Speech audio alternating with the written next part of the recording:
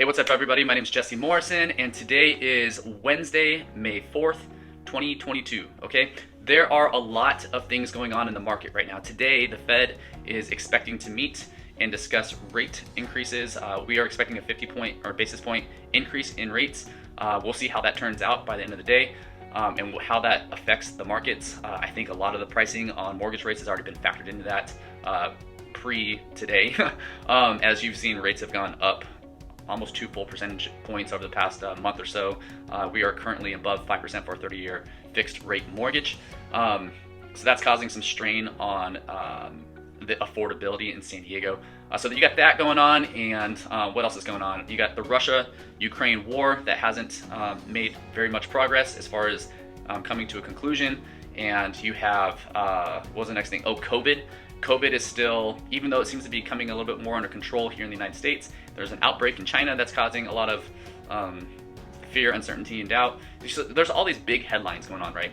And because of all of those big headlines in the news, I feel a little bit pessimistic on the market, on the real estate market here in San Diego. But when I remove, when we remove those headlines and we strictly look at the statistics and we go back to the basics of what drives home values, supply and demand, then we can start feeling a little bit, we can start seeing a little bit more optimism, okay?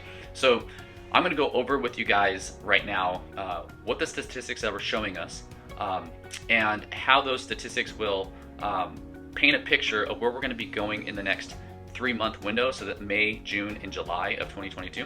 And then we'll also know from those stats that what exactly is it going to take to cause a shift in what we've been seeing. Like right now, we've been seeing these crazy increases in home values, right?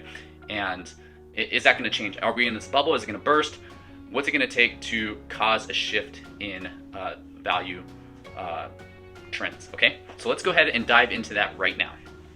Okay, so what we're looking at here is the market trends analysis for May 2022 for the whole county of San Diego. Moving down, this is the odds of selling. So over the last 12 months, it looks like almost 24,000 homes came to the market and either sold or didn't. And of those 24,000, almost 3,400 of them failed to sell for one reason or another. So basically 14.2% of the homes that come to market to sell fail to sell for one reason or another. Even in this crazy market, as things have been selling in a weekend for more than asking price, things still fail to sell. So it's really important to make sure that when you're going to sell your home, that you find a really good agent to not just help you sell, but make sure that you're taking advantage of every dollar that you can make from the sale of your home.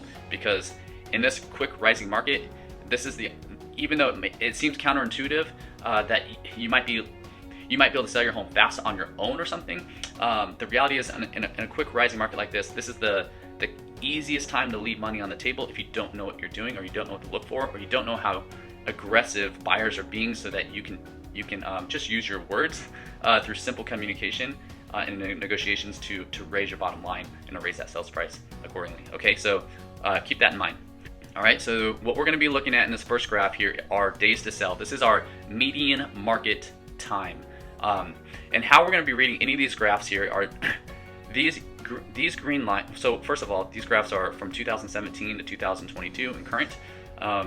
You can see at the bottom here that this data was pulled on May 2nd, 2022, and this is for San Diego County for detached homes. Okay, so the way we're going to read these graphs is the blue chart represents whatever it is that we're looking at for San Diego. So in this particular graph, this is median market time, and then these green lines, and this is important to know because we're going to look at a few different graphs, okay? But these green arrows represent the trend that I've discovered or unlocked for San Diego County. So typically in San Diego County, from the months of January as it approaches June, there is a specific trend line that happens, and then from June to the next January, the trend reverses and goes a different way, okay? So so the green line represents the trend line from January to June, and then the yellow boxes that have a red highlight are the windows of time that we're in. So like for right now, for the purpose of this video, they represent May, June, in July. Okay, so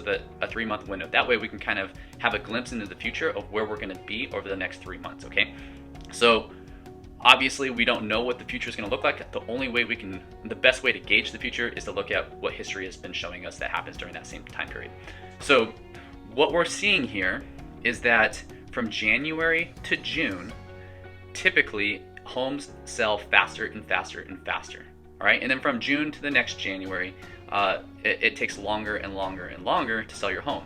All right, so what we're seeing here is that, or what we can expect at least in this next window of time, is that homes should be selling at the fastest period that they have been over the entire year, because that's what happens during this window is they sell for a little bit less time. And as we get beyond this window, you can start expecting homes to sit on the market longer.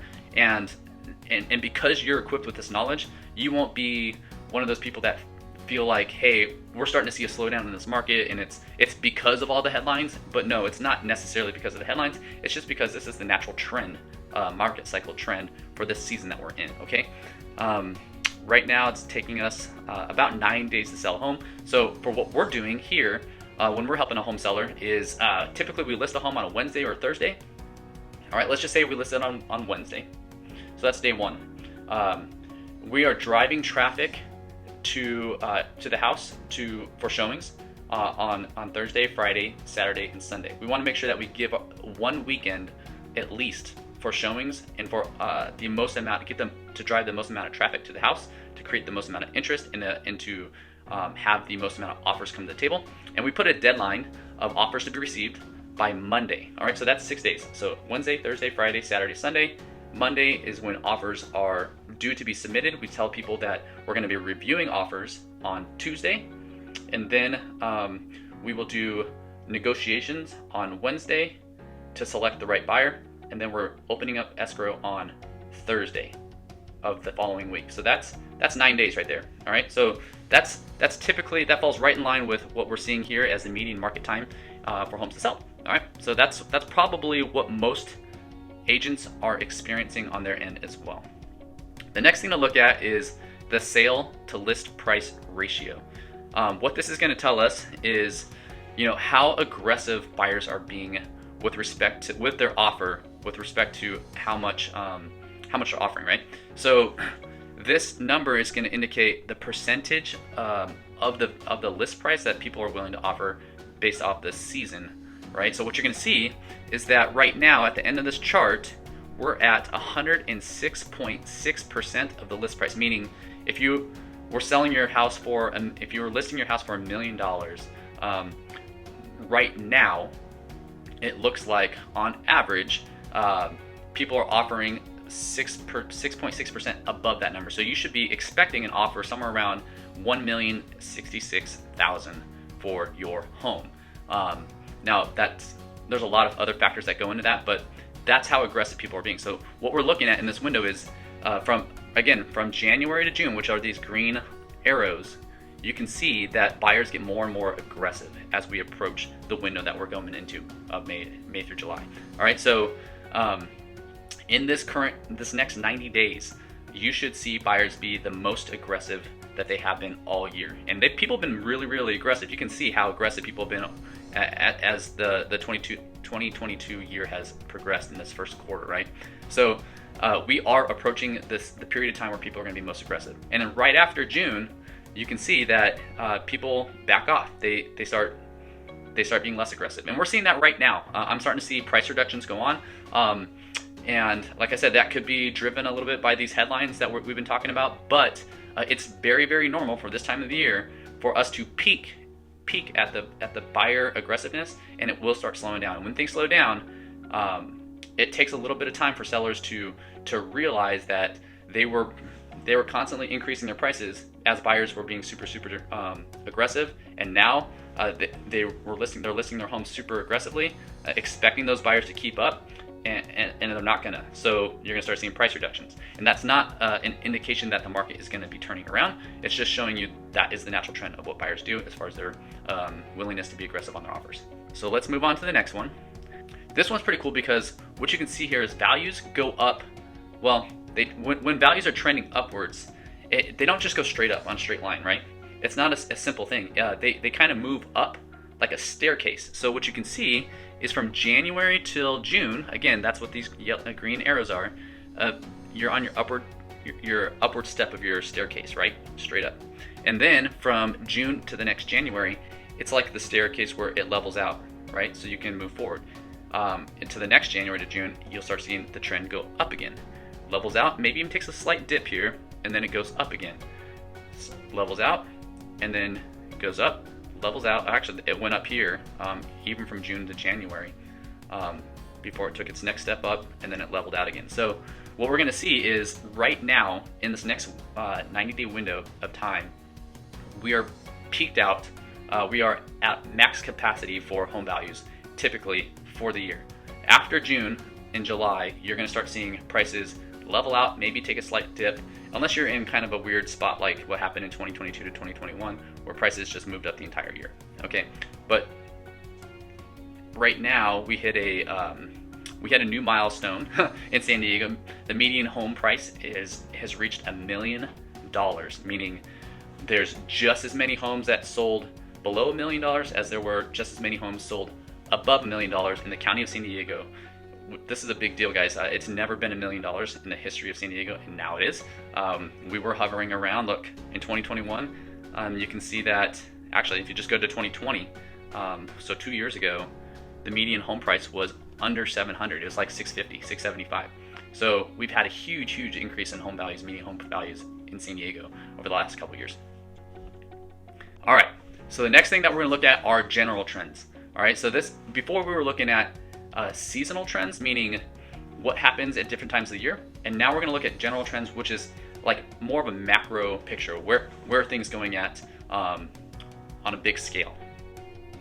So the first graph we're gonna look at is supply and demand. Like I said at the beginning of this video, we need to get our focus off of the headlines and look at the basics. Go back to the basics. What does supply and demand tell us? Because if we know if there's more supply than there is demand, right, values are gonna come down. And likewise, if there's less supply than there is demand, values are gonna go up. Now, each neighborhood in San Diego has its own curve, its own supply and demand, like the magic number of how supply and demand is recorded and how that affects values. But I'm gonna tell you guys specifically, or generally, what San Diego does, so you can see that in this video, and you can have a macro picture of where San Diego is going to go as a whole, because each neighborhood should follow suit in its own little way. But if you want to know exactly what your neighborhood's like, feel free to reach out to me. I'll do the numbers for you. I'll share with you, and then we can kind of have that kind of discussion. But right now, 6 months is the magic number. And you might be saying, hey, Jesse, what is 6 months? What does that mean? How does that measure supply and demand? Well, how we measure supply and demand in real estate is simply how many months does it take to deplete inventory. So you may have heard me say this before, but if there were 100 houses for sale in San Diego right now, and on average it took, on average every month 25 houses sell, that would mean that it would take 4 months to deplete that 100-month supply down to 0 homes. Okay, so every month 25 homes sell. So you start off with 100. Month 1 goes by, now you're left with 75, then you're left with 50, then you're left with 25 homes for sale, and then at the end of 4 months, if on average every month 25 houses sold, you would be down to 0. Okay, so that's how that works. So if we have a 6-month supply, then or if we have more than a 6-month supply, then typically we are considered to be in a buyer's market. That means we have more supply than we do demand, and vice versa. If we are below 6 months, then we have more demand than we do supply, and so we would be in consideration, we'd be considered a seller's market. Okay, so right now we're at 0.9 months of supply. We are in an extreme seller's market. So how does that affect, how does this supply and demand, inventory graph affect values? Let's look at that right now. So as we look at values related to inventory, what you can discover here is what did home values do? What did the median home value do in San Diego when the inventory was below 6 months, which was indicated here in the green portion, and then what did values do when inventory crept above 6 months, and that's indicated in the red here. So you can see when inventory is below 6 months, values go up, right? And then when you have too much supply, values come down. And ever since 2012, the beginning of 2012, inventory has been below 6 months, and you can see what values have done. They've gone up. So until inventory comes below 6 months, you will see that values will continue to move up. That is the most basic way we can know where we're at. Okay, that's the most basic way to discover where values are going to go, at least in the short term. All right, and the reason why I say in the short term is because there are factors that will influence how much inventory is on the market, and those factors are the things that drive affordability. And even though we were talking about ignoring the headlines in the news, those same headlines are what determine how much demand there is out there and how much supply is out there. Okay, so as homes become less and less affordable, like they have been, then that will affect both supply and demand, because less buyers out there that can afford to buy a home means more homes are going to accumulate because they can't sell. And the less affordable homes are, it doesn't just affect people's ability to, or home buyers' ability to buy a home, but it affects their willingness to buy a home. Okay, so if you don't have as much demand out there and an increasing supply, then of course we're going to start seeing this number here climb. And as that climbs, if it ever breaches or passes 6 months of inventory, that's when we're going to start seeing a shift in the market. Okay, so but I wanted to emphasize that we have a long ways to go for 0.9 months of supply to jump up beyond 6 months. So until that happens, we will continue to see values increase. All right, so the next graph we're going to talk about is affordability.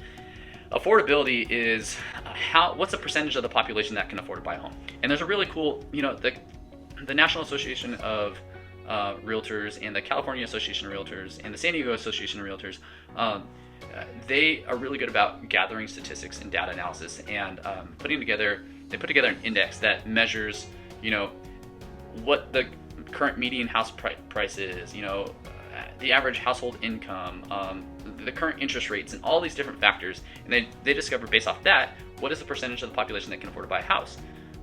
Now I apologize because this data that's here is old. They haven't updated their data since the last quarter of 2021. So we are past the first quarter of 2022. So the reality is this information I'm sharing with you right now, it's outdated. So we can't really take it. We can't really take it to heart too much, but it does at least tell us where we're at in comparison to where it was when the bubble burst back in 2007. Okay, so if you take a look at this graph here, in 2007, when the housing market crashed, that's indicative of this red line here. You can see that affordability for the United States was around 45%. So 45% of the households could afford to buy a home. And in California, it was down here, approaching 10%. So that means it was only 10% of the population that could legitimately afford to buy a home back in during, right before the crash. And look, it was that way for almost 2 or 3 years. It was below this green line here of 25%. Okay, that's because 25% is where we're at right now. All right, at least in Q4 2021. So it was below 25% for a couple years before we even saw the crash. So what I'm trying to tell you in short is that we need to pay attention to this index, and when it starts creeping down below 25%, we need to monitor, really closely how long we've been under that figure. Because if we start staying under 25% for a long period of time, then we can know that we are getting really close to that bubble, because that's what happened here. I'm not saying we're not there right now, but we definitely need to start paying attention. Okay, guys, that was the San Diego housing market update for May 2022. Again, my name is Jesse Morrison. If you have any questions whatsoever, feel free to reach out to me. I'm always happy to help. Until then, have an awesome and blessed week.